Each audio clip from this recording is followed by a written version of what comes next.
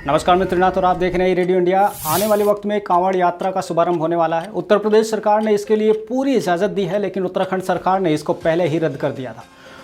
उत्तर प्रदेश सरकार के इस इजाज़त देने के बाद सुप्रीम कोर्ट ने स्वतः संज्ञान लेते हुए इस पर नोटिस जारी किया है और जवाब तलबी की है। देखना यह है कि सुप्रीम कोर्ट इस पर क्या निर्णय सुनाता है। लेकिन आने वाला जो वक्त होगा, अगर कांवड़ यात्रा ठीक तरीके से अपना परवान चढ़ पाती है तो पिछली बार की तरह तकरीबन 3.5 करोड़ से ऊपर कांवड़ियों के यहाँ पहुँचने की आशंका है। और 3.5 करोड़ से ऊपर के कांवड़िए अगर एक जगह पर एकत्रित होंगे तो कितने सारे साइड इफेक्ट होने वाले हैं। कोरोना संक्रमण का समय चल रहा है और ऐसे में तीसरी लहर की जो भविष्यवाणी है वो जो यहाँ का संगठन है डॉक्टर्स का, उसने कर दिया है। और ऑल इंडिया मेडिकल एसोसिएशन ने इस तमाम जो जानकारियाँ हैं उसको प्रोवाइड की है। डॉक्टर्स के संगठनों का कहना है कि अगर हम इसी तरह से लापरवाही करते रहे तो आने वाले समय में तीसरी लहर को आने से कोई रोक नहीं सकता है।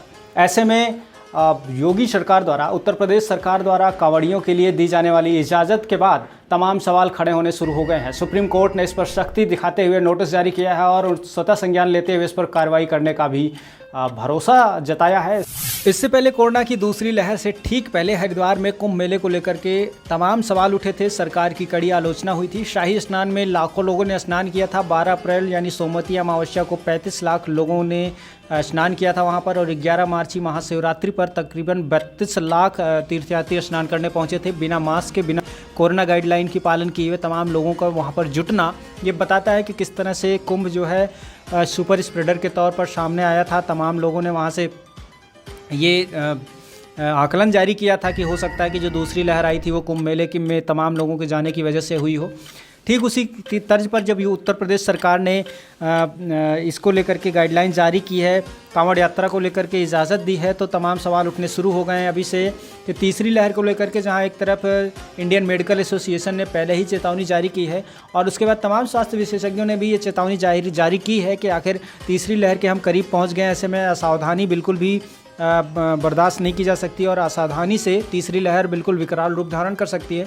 लेकिन सरकार इस पर बिल्कुल भी ध्यान नहीं दे रही है और ऐसा माना जा रहा है कि आने वाले वक्त में जब ये कोरोना का जो है तीसरी लहर आएगी तो ऐसे में जो कांवड़िए हैं वो तकरीबन 35 या 40 या इतने 60-70 लाख नहीं होते हैं, वो 2.5 से 3 करोड़ के ऊपर कांवड़िए होते हैं जो यात्रा करते हैं और कांवड़ लाते हैं, शिव को जल चढ़ाने के लिए जाते हैं, जलाभिषेक के लिए। तो इतनी बड़ी संख्या में अगर लोग एकत्रित होंगे तो जो कोरोना है शायद वो सुपर स्प्रेडर बन जाए और ऐसे में इसको संभालना बहुत मुश्किल हो जाएगा। टेस्टिंग की संख्या इतनी ज़्यादा है नहीं कि टेस्टिंग की जाए इतनी बड़ी मात्रा में।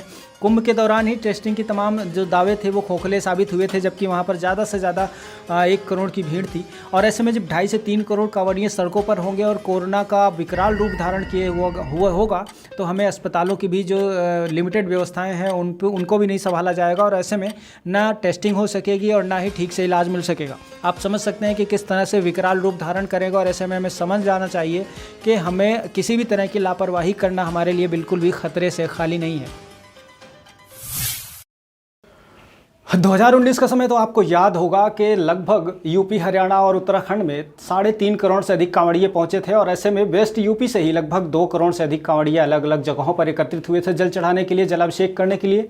और इस बार भी अगर यही कंडीशन रहती है तो कोरोना सुपर स्प्रेडर बन जाएगा और इन्हीं के जरिए कोरोना घर घर में पहुंच जाएगा। जी हाँ, बिल्कुल सही कह रहा हूँ। पिछले दिनों जब आपने देखा था कि कुंभ का स्नान हुआ था तो मौनी अमावस्या के दिन सबसे अधिक श्रद्धालुओं ने गंगा में स्नान किया था और उसको लेकर के तमाम जो पार्टी के लोग हैं उन्होंने सवाल खड़े किए थे, खुद सरकार ने भी। इसके अलावा जो त्रिस्तरीय पंचायत चुनाव हुए थे उसको लेकर के भी तमाम सवाल खड़े हुए थे और उसी की वजह से माना जा रहा है कि भारत में कोरोना की दूसरी लहर आई थी और इतनी विकराल रूप धारण की थी कि जिसका प्रत्यक्ष उदाहरण आप सभी लोगों ने देखा था। शमशान घाटों पर शवों को जलाने के लिए जगह नहीं बची थी और इसके अलावा कोई भी ऐसा व्यक्ति नहीं रहा होगा जिसके परिचितों में, जिसके घर में कोई कोरोना संक्रमण से अपनी जान न गंवाया हो या फिर कोरोना संक्रमण से परेशान न हुआ हो।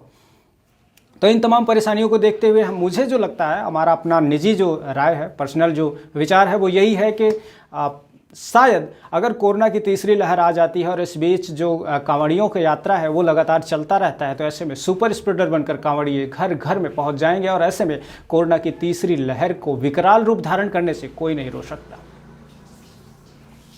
तो साथियों, आप अपनी राय अवश्य बताना कि क्या वाकई कोरोना संक्रमण को रोकने के लिए कांवड़ यात्रा का रोक देना लाजमी होगा, या फिर कांवड़ यात्रा धार्मिक मत के लिहाज से कांवड़ यात्रा को आगे बढ़ाना ही जायज़ होगा? आप हमें eradioindia.com पर विजिट कर अपनी जानकारियाँ ले सकते हैं, देश दुनिया के अन्य खबरों को देख सकते हैं। नमस्कार।